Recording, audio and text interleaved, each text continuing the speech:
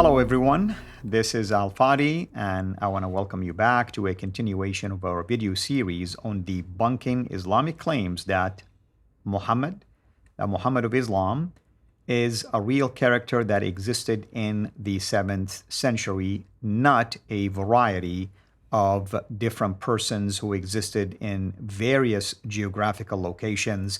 Sometimes they may be referred to as a leader, other times you don't even know what it's talking about.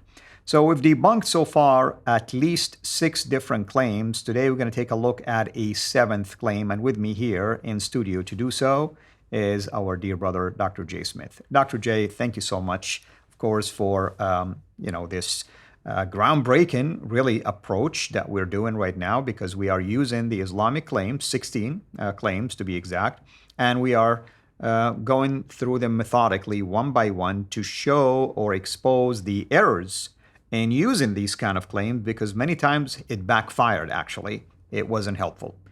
Which claim we're looking at today? Yeah, so let's just go up to the slide. We finished with Ishab the third, 647, and we noticed that he places them amongst the Tayye way up in what is today northern Iraq. Again, way too far north, and of course he calls them the Arab Hagarian because he's from the line of Hagar. Why not the Muslims?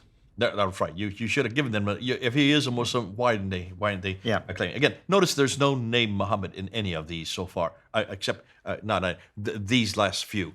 Now we're going to move to number 7, and number 7 does bring up the Muhammad. But here's what's interesting. Look at what this Muhammad is. Let's go to number 7, and here's the Armenian bishop Sebeos. Look at the dates, 660 to 670. There is the star up there because that's the word we're looking for. And this is what he says. At this time, there was an Ishmaelite called Muhammad. Notice he uses Ishmaelite, not Muhammad, not a Muslim. That's right. Or Mohammedan. Right. Why Ishmaelite? Because that's who they were. They were from the line of Ishmael, like the Hagarian. They are from the line of Hagar or Ishmael. You can either call yourself a Hagarine or an Ishmaelite if you are from Petra, from Arabia, from that part of the world, what is today Jordan. They are from the line of Ishmael. They're not from the line of Isaac. That's why they call themselves Ishmaelites. They were against those from the line of Isaac. They had to create their identity. So that's what he says. The Ishmaelite called Mahmet. Notice there's the Persian spelling again. So this places him way over in Iraq, up in northern Iraq, and that's not the Arabic spelling of the word. A merchant. He presented himself to them as though, and God's command, as a preacher, as the way of truth, and taught them to know the God of Abraham, for he was very well informed. How would he be so well informed of Abraham unless he's a Jew, right? Yeah, well, the next line will confirm what you just said. There you go. Yeah. And very well acquainted with the story of Moses. As the command came from on high, they all united under the authority of a single man, under a single lot, and abandoning vain cults, returned to the living God who had revealed himself to their father Abraham. Muhammad. Now stop and think. Hold on a minute. You've done this with Mel. Mel went through these from A.J. Deuce's research. Remember who the Jews were that were the heads under which all the Jews came under? Those are the exilarchs. The exilarchs that are all in what is today Iraq. Same place, using Persian. And they refer to themselves as Muhammad, the same name. So they are the ones that are favorable. That's why Sebeos is saying this. He's really referring to these exilarchs who did take on the nomenclature Muhammad, which is the Messiah. The praised one, who is the Messiah yet to come. So what does it say? This Muhammad, this praised one, forbade them not to eat the flesh of any dead animal, to drink wine, or to lie, or to fornicate. Now you are the sons of Abraham, and God fulfills in you the promise made to Abraham and his posterity. Only love the God of Abraham. Only love the God of Abraham. Not Jesus. Not the That's Trinity. Right. And also there is a Nazarene, basically, vow in here. A Nazarite vow. I mean, just like Samson, for instance. Same thing. Yeah. Now look at what he says next. Yeah. Go and take possession of your country, which God gave to your father Abraham. Who's he talking to? These are the Jews. That's right. So you, a Jew, go back to your Jews. Yeah. And none will be able to resist you in this struggle, for God is with you. Now then comes a phrase that is really peculiar. They divided among their tribe the 12,000 Israelites. Right. So it's obviously whoever these people are, they're with 12,000 tribes, and they're attacking the Byzantines. Now, here's a problem. The first problem I've already got up there. Let's put it up. Here it is. Everything in this letter is favorable to the Jews, their holy land, their practices, even fighting alongside them, suggesting the Jews came under the authority of this Muhammad, this praised one, willingly. Who would they come under authority but an exilarch? They're not going to come under authority of an Arab who is not a Jew, for instance. Bingo. And what is the title the exilarchs are given, as A.J. Diaz has found? Muhammad. Muhammad, the very name we're looking for. This contradicts the Quran, chapter 5, verse 82, which claims Jews are the worst of enemies, and contradicts the standard Islamic narrative, which views Jews as despicable. Note, let's go on. Note, this is once again way too far north. You can see, look at the map there. It's way too far north, as there is no historical record, first of all, of any 12,000 Arabs partnering with Jews to invade Byzantium in the 7th century.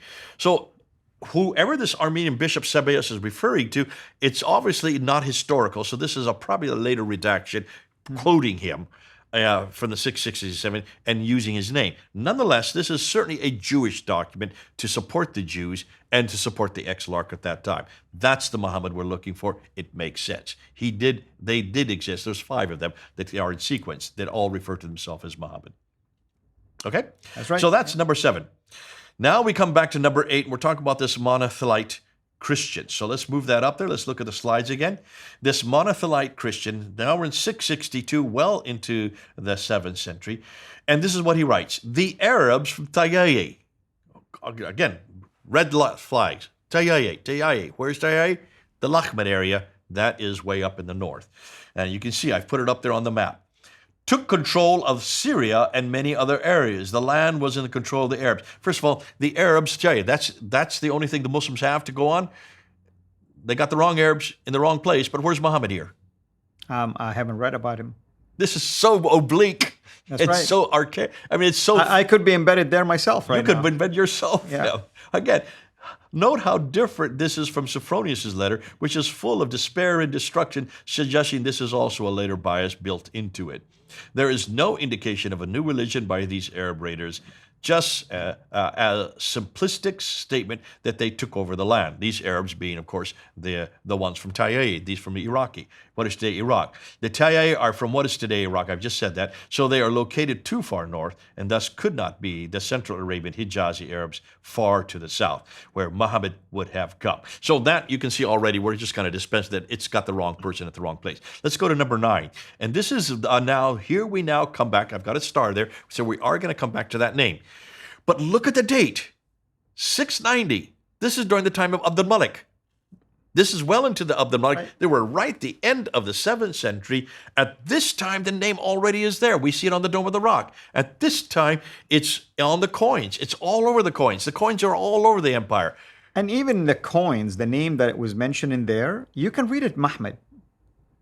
You don't have to read it Muhammad. You can read it Mahmud. It is read. It is because there's no dots. That's right. There's no dots. So look at the Dome of the Rock. There's no dots or vowels there. Look at the coins. There's no dots. No or vowels diacritical marking. None of that because they have yet to be invented. That's right. So it's MHMD. Right. In fact, all these references in the 7th century are MHMD, right. Mahmud, which is the same word in Hebrew, the same way in Syriac, the same word in Arabic. They all are the root word, the 4 letters. So this is the Mahmud that we're referring to in 690, late 7th century, and it's an Nestorian Christian named John Bar Penkaye who writes, this is what he writes, the Arabs had a certain order from the one who was their leader in favor of the Christian people and the monks. They held also under his leadership the worship of one God, according to the customs of the Old Covenant. At the outset, they were so attached to the traditions of Muhammad, or in Muhammad. case, so in this way, it should be Muhammad there because there's no vowelization right. this early, who was their teacher. And this is one reason why I think Alphonse Mingana must be careful, because he just put Muhammad there thinking it was. Remember, these 20th century writers, they just put, this is one of the problems I have with an awful lot of our 20th century and 21st century They've writers. been influenced a lot by, you'll notice, by the way, the Orientalists, the so-called Orientalists or Westerners, have really, earlier in 20th century, have been influenced a lot by the standard Islamic narrative. In fact, when you find any of them going against it, right, like John Wensborough, look what happened to him. He was attacked. Got death threats. Exactly. Why? Because he was going against the new mainstream now that is supportive of the Islamic narrative. Robert Hoyland does this. If you look at his 1997 Islam from as the others saw it, Seeing Islam as others saw it, yeah. in 1997, and then look at his newest rendition. In the 1997, he did put Muhammad there. In 1997, he put Muhammad there. Right. So he's even putting what Minkana Alfonsi is doing. He's actually, maybe it's from pressure from without, I don't know why, but he's actually writing the word Muhammad when it's not there in the text. It's just Muhammad, 4 letters.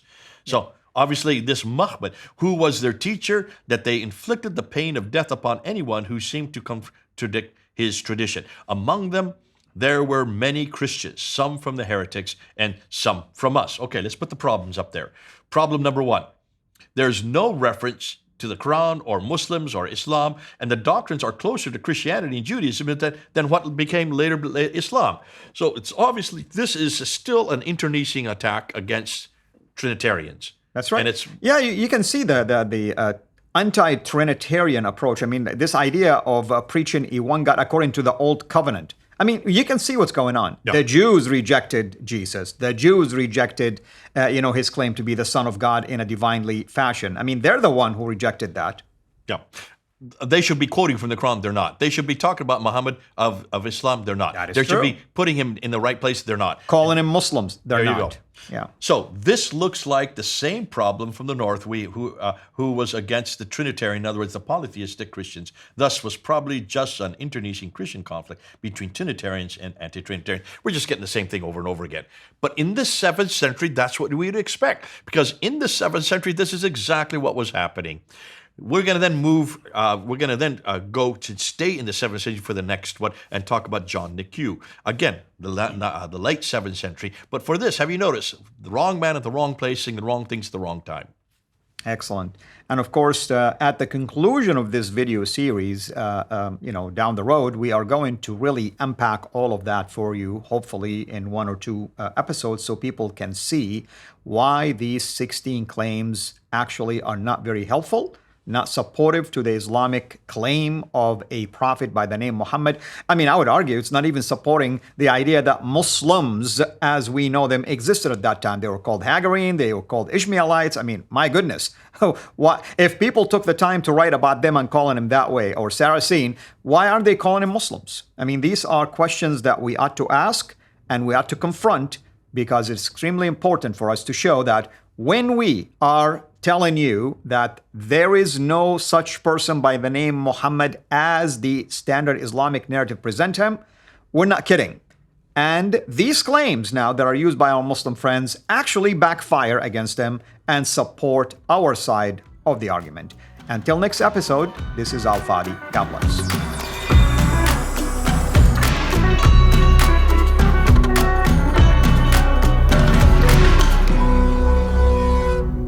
Thanks for watching. Please like, subscribe, share, and comment. And ring the bell so you will be notified when we release new content. Our mission is to reach Muslims with the gospel of Jesus Christ and help Christians engage with their Muslim neighbors. If you want to join us in this life-changing work, please support us on patreon.com/CIRA International, or just click on the link below.